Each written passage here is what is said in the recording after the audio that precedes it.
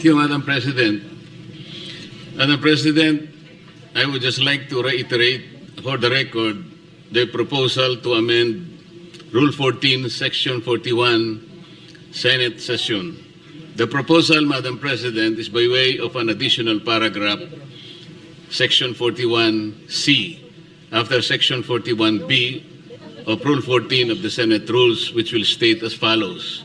Section 41C, allow a senator for justifiable reasons to attend and participate in the session through teleconference, video conference, or other reliable forms of remote or electronic means using appropriate information and communication technology. I so move, Madam President. We take note of the motion of Senator Rodante Marcoleta. I recognize Senator Ping Lacson. Yes, thank you, Madam President. This is a parliamentary inquiry. What is the status of the motion introduced by the Honorable Marcoleta last May 11? Has it been referred to the Committee on Rules? I am told that it's been referred to the Committee on Rules. Majority Leader? Okay. Yes, it has been referred to the Committee on Rules, and that's why in this particular deliberation, the Committee on Rules is giving it back to the floor for plenary action, Madam President. Thank you, Mr. President. Has the Committee on Rules been constituted?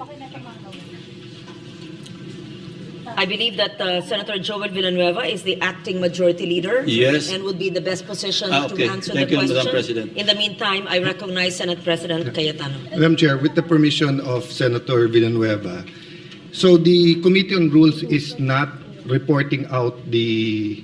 No, my question, proposal. Mr. President, I'm sorry, Yes. Madam President, with your permission. My question is, has the Committee on Rules been constituted? Yes. So, Madam President, the answer there is the same answer to the question of Senator Pangilinan and former Senate President Soto, that in accordance with Section 19, this is the same. They continue to function. Having said that, I was explaining that the motion of Senator Villanueva was not for the Committee on Rules to report out what was referred to them, but to return to the plenary. Because if you look at Section 136 of our rules, the rules may be amended by means of a motion, which should be presented at least one day before its consideration, and a vote of majority senators present shall be required for its approval. So you do not need the endorsement nor the forwarding of the Committee of Rules for the amendment of the Committee on for the amendments of the rules.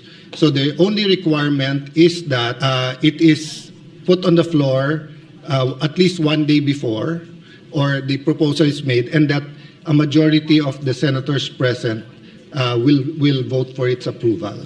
So I just wanted to clarify that, just so that we don't have any miscommunication that whether or not the Rules Committee met, who are the members, etc. Because right now that's irrelevant, because we have given back to the plenary the proposal. Very clear. Thank you, Senate Madam President. President, Senator Lacson's recommendation. does it mean that we are now disregarding the committees of the Senate? So the committee chairman or the chairman of any committee, including the Rules Committee, may just report out any motion or any resolution referred to it in plenary, and then just it is within his power to just report it out by himself without any deliberation in the committee, without any committee report. Is that the new rule now, Mr. President? Madam it President? is Madam clearly- President, there's no new rule. I read the rule. Yes. Senator Lacson is referring to resolutions or And motions. communications or anything referred to the Committee on Rules. We're talking about a motion to amend the rules. We had the option of taking it up, but since everyone asked for one more day, it was given to the Committee on Rules. The Committee on Rules has an option to take it up, but the acting majority leader or acting chairman of the committee gave it back to plenary, and the plenary is more, how do I put it?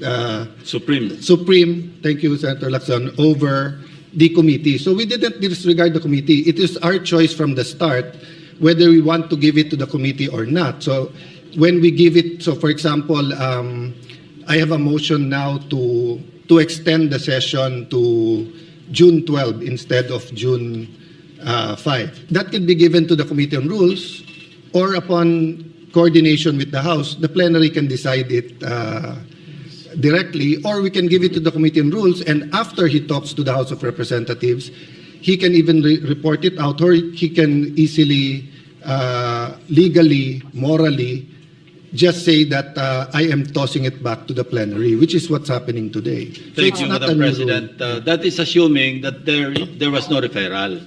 But in this case, and I'd like to invite the attention of the body to Journal number 62, dated May 11, 2026. And if I may read the particular portion of this journal, proposed at 6:25 p.m., the session was resumed. Proposed amendment to the rules of the Senate. Senator Marcoleta proposed an amendment to Rule 14, Senate sessions of the rules, by inserting a new paragraph C under Rule 41, which reads, A or C, allow a senator for justifiable reasons to attend and participate in the session through teleconference, video conference, or other reliable forms of remote or electronic means using appropriate information and communications technology. Now, here's the portion, Mr. President, or Madam President. While expressing no objection to the proposal, Senate President Cayetano A. suggested giving the Committee on Rules time to discuss the matter.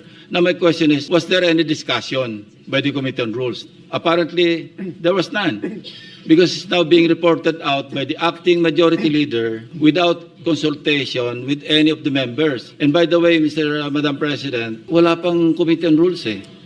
I believe that it was mentioned, and I will reiterate from my understanding that there was no Committee on Rules meeting because that motion is reverted back to plenary. Madam Meaning, we are not ignoring the fact that, of course, committees must hold meetings, but this particular motion is being referred back to plenary. And may we just put on record, it says in Rule or Section 136, the rules may also be amended by means of a motion which should be presented at least one day, and we're complying with that, before its consideration, and the vote of the majority of the senators present in the session shall be required for its approval. I believe that is what the Senate President had explained. Evidently, Madam President, action was taken. And the action was to refer it to the Committee on Rules, since the position of Majority Floor Leader was vacated. So how can the committee properly function in the absence of a committee, of the committee members? As Madam the Chair. Senate I'll President Madam Chair. had stated, Let me finish, there is a Madam rule President. of a continuing operations of the committee. But they while were the new head vacated, has Madam not been. President. Walang members ang Committee on Rules. So we cannot invoke continuity because we vacated all committees, all positions, including the members. And may I invite you to Section 24 of our rules, Madam President. The committees shall hold meetings to discuss, decide, and submit a report on all matters transmitted to them. This was transmitted to the Committee on Rules.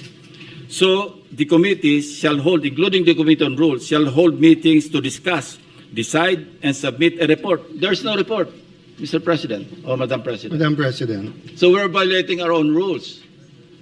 We recognize Senate President. Yeah, Mr. President, the chair already made a ruling, and it's not appropriate to argue with the chair because, as explained to Senator Lacson, the committee did not report it out. He read the journal of May 11, but he did not read the motion of Senator Joel today. His motion today was pursuant to Rule 136 of the rules, a motion to amend the rules, meaning if Joel was no longer the majority leader, if I was the majority leader now, or even an ordinary member, that motion was carried. No one objected that we take it up. Because, Madam Chair, we're bringing it back to plenary. So natural po, walang discussion sa Committee on Rules. Kasi wala naman po sa rules natin na kailangan i-discuss sa Committee on Rules. We did that on May 11 so that everyone will have an opportunity to study the rule. It's a very simple amendment, so we should go to the discussion of the amendment if anyone is objecting to the amendment. But definitely, the right to propose an amendment is a right guaranteed by our rules. Senator Marcoleta has an amendment, we should go to discussing the merits or demerits of having that rule. You already ruled that it is proper for the plenary to take it up. So may I request or move that we, if there are any objection, we discuss their objection. I'm objecting. That's the effect of my manifestation, Madam President. I'm objecting because I'm invoking Section 24 of our rules. And as I read into the records, the Journal of May 11, 2026, na-refer po ito sa Committee on Rules. And there was no discussion. Action was taken actually by this body. Then, Madam Chair, if there's an objection, may I move that we divide the House? Point of order, Madam President. On that issue, not on the issue of whether or not the rule is good. Your issue is whether or not it's proper to take it up on the floor.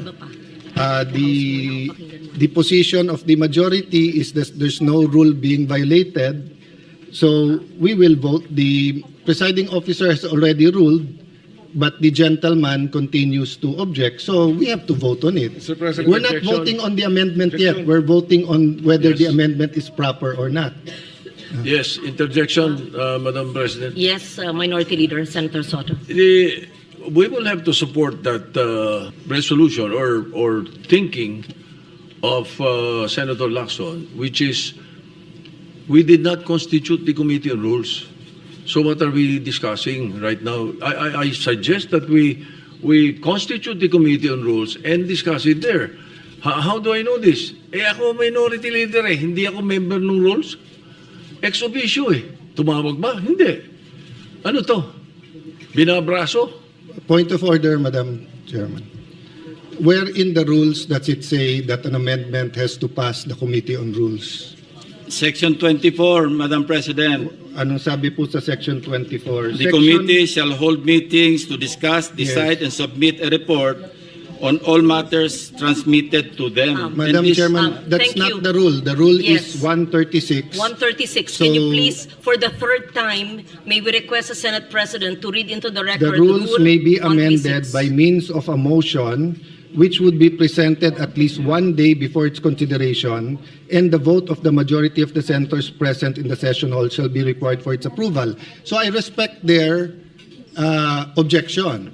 But how do we determine objections in this Senate? We vote. So if there is an objection, they have already explained their position. We have explained our position. I move that we divide the House, Madam Chair. May I, Mr. President? We are several members of the minority here, and only Senator Lacson has spoken. Why are we railroading this process, Mr. President? I have a Chair. number of issues that I'd like to raise regarding this motion, Mr. President. They are citing Section 136, assuming, for the sake of argument, that their position is correct. The second paragraph, Mr. President, says the rules may also be amended by means of a motion, which should be presented at least one day before its consideration. We submit, Mr. President, that the earlier motion that was entered or was referred to the Committee on Rules. This is a new motion, Mr. President, correct. and therefore we have to take consideration of the one-day requirement before we can act on it, Mr. President. And that should be, if not tomorrow, because we don't have any session tomorrow, that should be on Monday, Mr. President. Madam Again, let me reiterate. The rules may also be amended by means of a motion, which should be presented at least one day before its consideration. We submit that the motion that was mentioned last May 11 was referred Yes. to the Committee on Rules. Yeah. This is a new motion, Mr. President, that is being presented on the floor, which requires that it be presented one day before it is considered. And therefore, we have to consider this motion on Monday, Mr. President.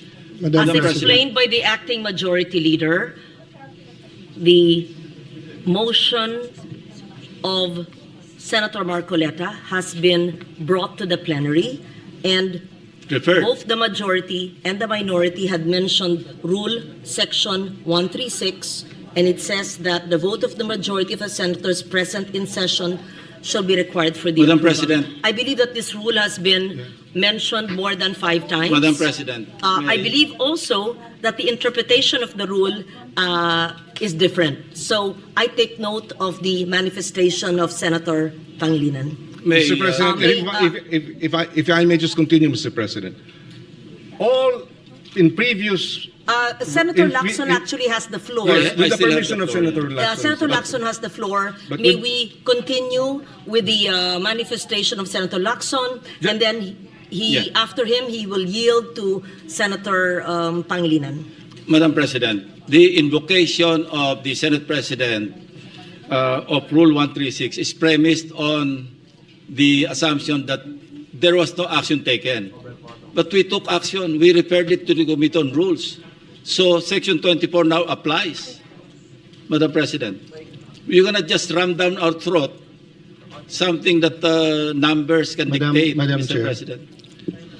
Yes, Senate Yes, President. Madam Chair. Cayetano. First of all, we're just repeating the arguments. I respect his argument, but I disagree with it. Secondly, they've used already 3 words: ram down their throat, railroaded, binabraso. In this democratic institution, when we disagree, we vote. When we have rules, we follow the rules. The particular rule in amending the rules is 136. We're following that. So why are we using unparliamentary language to express or try to provoke the kind of argument we don't want between the majority and minority? You have your opinion, we respect that, we have our opinion. So how do we resolve that? By voting. Now, if you think we violated the rule, then go to court. But we do not think that we violated the rule. It is very clear. So my point of order, Madam Chair, they're out of order by insisting that there's another rule except for 136. So I move that we vote on it, Madam Chair. We divide the House. objection. Objection. If there's an objection, then we vote. So may we proceed with the vote, Madam President? Mr. President, I was earlier, it was the manifestation of the presiding officer, the Madam Chairperson, that after Senator Lacson, I be allowed to speak, Mr. President. Are we now curtailing my right to speak, Mr. President? Madam Chair, We are can I not answer able to that? ask questions as to why we are amending the rules. We are not able to ask questions as to who they wish, Madam Chair, may I answer? who will benefit from the amendment to the rules. For the Is this kind rule, Mr. information President? of Is the- this rule, Mr. President, for I was Senator about to Bato, who is not recognize here? Senator We would Pangilinan. like to raise these valid questions, Mr. President, before we go into a vote, Mr. Madam Chair. President. Yes, These- Madam we should not be. How can the arg- presiding officer recognize Senator Pangilinan? Please know that I would never curtail your right to speak. Just as in 2004, I believe you were seated, and I was a vice presidential candidate of FPJ then, and my microphone was closed, and my right to speak was closed, was not given. I remember that time now, and the word noted was said to me. That will not happen now. I will not do that to you. And I'm not curtailing your right to speak, Senator Pangilinan, except that you were speaking at the same time. And I was about to recognize you because Senator Lacson had the floor. Thank you, Madam President, for So that I just clarification. wanted to be clear on record because I If- recognize you're being emotional, but it will go on Senate record that the presiding officer was curtailing your right to speak. I would never do that. And I would not do what I experienced in 2004 in the House of Representatives in the canvassing of the votes then. Mr. President. Thank you. Madam President, with due respect, Mr. President, I was I'm not yielding- referring to the Madam presiding President, officer. I'm yielding the floor to Senator Pangilinan. Yes, Thank thank you. you, Senator Lacson. We recognize Senator Francis Pangilinan. Yes, Mr. President, and allow me to clarify, Madam President. I was not referring to the presiding officer in terms of the curtailing of my right to speak and to raise questions, Mr. President, because it was the Senate President who was moving to divide the House, Mr. President, without sufficient debates.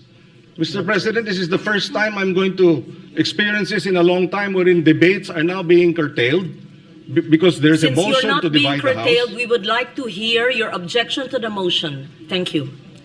Mr. President, there are a lot of questions that have to be raised as to why this amendment to the rules is being undertaken at this time.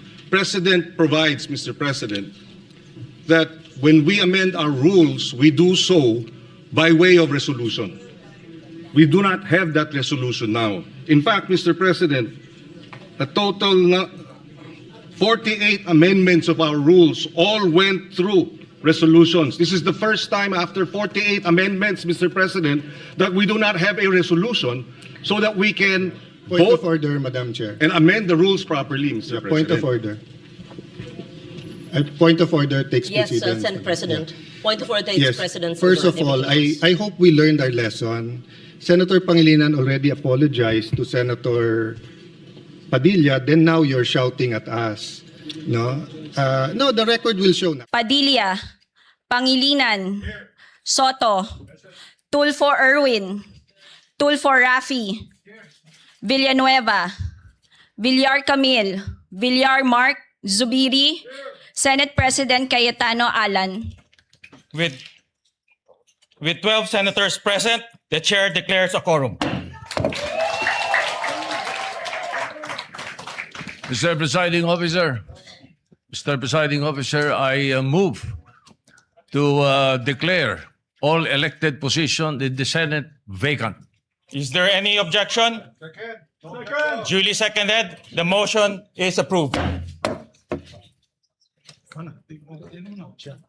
Majority Leader. Mr. Presiding Officer, I move that we proceed with the election of the Senate President Pro Tem. Is there any objection? Hearing none, motion is carried. I hereby move and nominate Senator Sherwin Gatchalian as the Senate President Pro Tempore. Is there any objection? Duly seconded. The motion is approved. Thank you, dear colleagues. Majority Leader.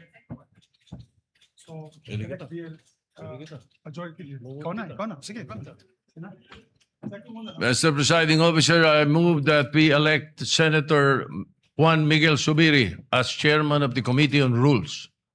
Is there any objection? Duly seconded. The motion is approved.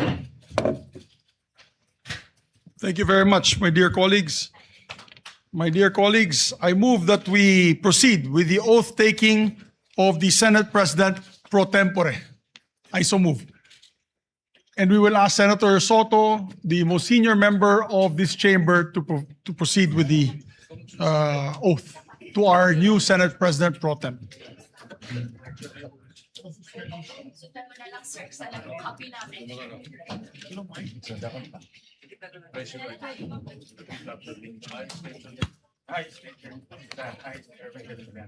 Having been elected to this position of Senate President Pro Tempore,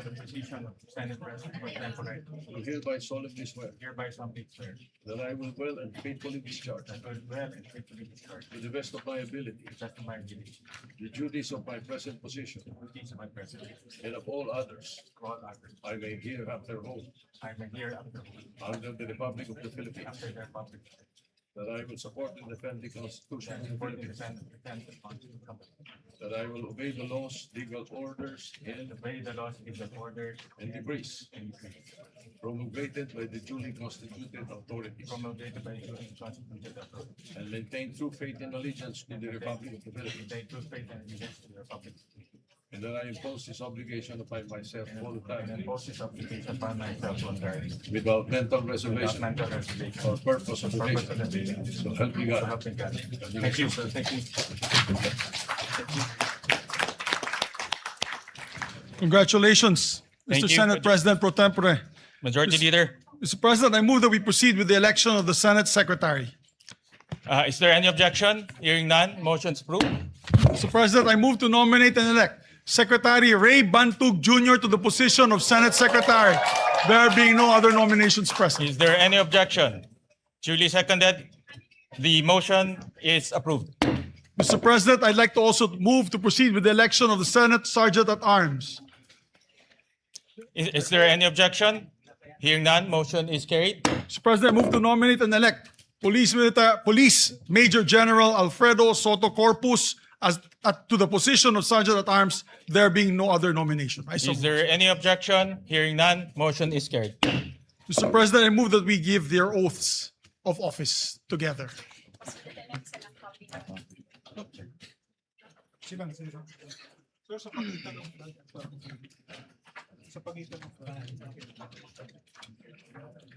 I state your name.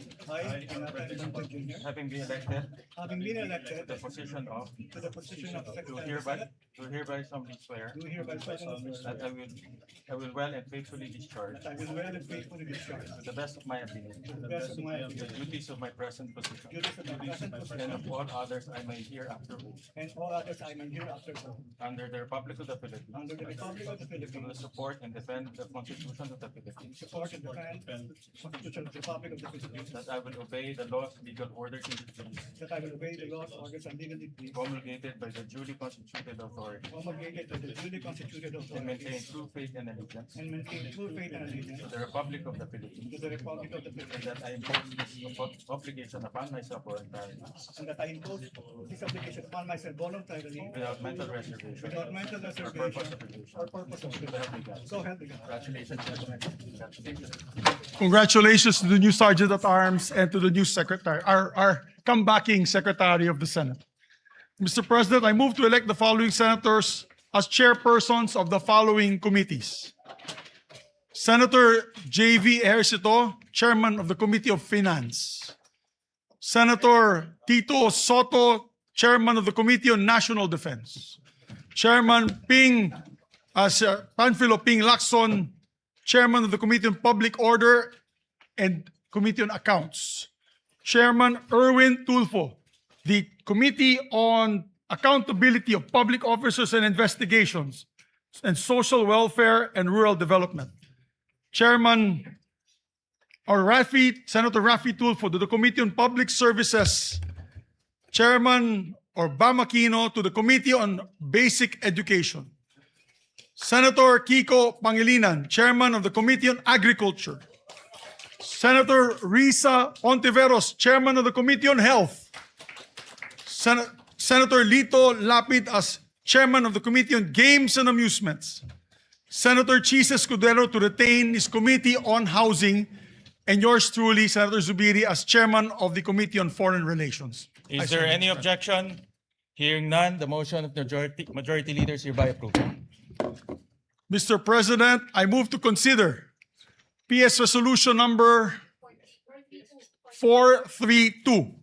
This is the resolution amending Rule 2 of the Rules of Procedure on impeachment trials to provide for the election of a presiding officer in all cases not involving the President of the Philippines. I so move, Mr. President. Is there any objection? Hearing none, the motion is approved. I move to adopt PS Resolution number 432. I so move, Mr. President. Is there any objection? Hearing none, the motion is approved. Mr. President, may we ask the Secretary to read the title of the measure for clarity and place on record the title of the resolution. Resolution amending Rule 2 of the Rules of Procedure in Impeachment Trials to provide for the election of a presiding officer in all cases not involving the President of the Philippines. Thank you, Mr. President. Mr. President, I also move to consider proposed Senate Concurrent Resolution number 10. The Secretary is directed to read only the title of the resolution without prejudice of inserting the full text thereof. Concurrent resolution providing for the adjournment sine die of the first regular session of the 20th Congress of the Philippines not later than 12 o'clock midnight today, June 3, 2026. Mr. President, I move to adopt Senate Concurrent Resolution number 10. Is there any objection? Hearing none, motion is carried. Mr. President, in conformity with the Senate Concurrent Resolution that we have just adopted, I move that the Committee on the Senate provided therein be composed of Senators J.V. Ejercito, Francis Pangilinan, and Rafi Tulfo. I so move, Mr. President. Is there any objection? The chair hears none. The motion is approved. Senators J.V. Arcito, Francis Pangilinan, Rafi Tulfo, and shall compose the Committee of the Senate to inform the President of the Republic of the Philippines that the first regular session of the 20th Congress is ready to adjourn sine die. Thank you very much, Mr. President. And just for clarity, the PS resolution we earlier approved is 430. The number is 430. 430. 430. Mr. President, before we adjourn, the chair would like to state for the Mr. record President, why Majority we Leader, compelled before we today. adjourn, Yes. allow me to give a few remarks. Before we adjourn, ladies and gentlemen, the chair would like to state for the record that we are compelled to call the session to order today. After the Senate adjourned on May 26, 2026, session was scheduled to resume on Monday, June 1, 2026, and on Tuesday, June 2, 2026. But the former Senate President failed to appear in both instances. Further, Article 6, Section 16(5) of the Constitution provides that neither House shall, during sessions of Congress, adjourn for more than 3 days without the consent of the other House. The Senate has been adjourned and unable to resume session for the past 2 days, placing us on the brink of constitutional violation had we not convened today. Thus, in the absence of a duly consulted postponement and the continued absence of the former Senate President pro tempore, and members of the majority, we are compelled to call the session to order. The quorum of 12 is based on majority of 22 senators, over whom jurisdiction can be obtained by the Senate. This is in full accord with the ruling of the court in Avellino versus Cuenco, that an absolute majority of 12 out of the 23 members can constitute a constitutional majority of the Senate for quorum purposes. And with precedent, specifically the May 5, 2015 session, where the quorum was based on 17 available senators, with 7 others beyond the Senate's coercive jurisdiction. Thank you. Thank you dear very colleagues. much for the clarity, Mr. President. Mr. President, let the record reflect that the chair, as Senate President pro tempore, shall serve as acting president pursuant to Rule 5. Yes. Presiding officer of the Senate pursuant to Rule 5, Section 4C and 5 of the Rules of the Senate. Yes. Pursuant to our rules, the wording is actually acting president, Mr. President, on our rules. Just for the record, Mr. President. Is there any objection? Hearing none, the motion is approved. Mr. President, I move that the President of the Republic of the Philippines and the House of Representatives be informed of the election of Senate President pro tempore and acting Senate President Sherwin Gatchalian. I so move, Mr. President. Is there any objection? Hearing none, the motion of the majority leader is hereby approved. Mr. President, I move that the first regular session of the 20th Congress of the Philippines on the part of the Senate be adjourned sine die. Is there any objection? The chair hears none. The motion is approved. The first regular session of the 20th Congress of the Philippines on the part of the Senate is adjourned sine die.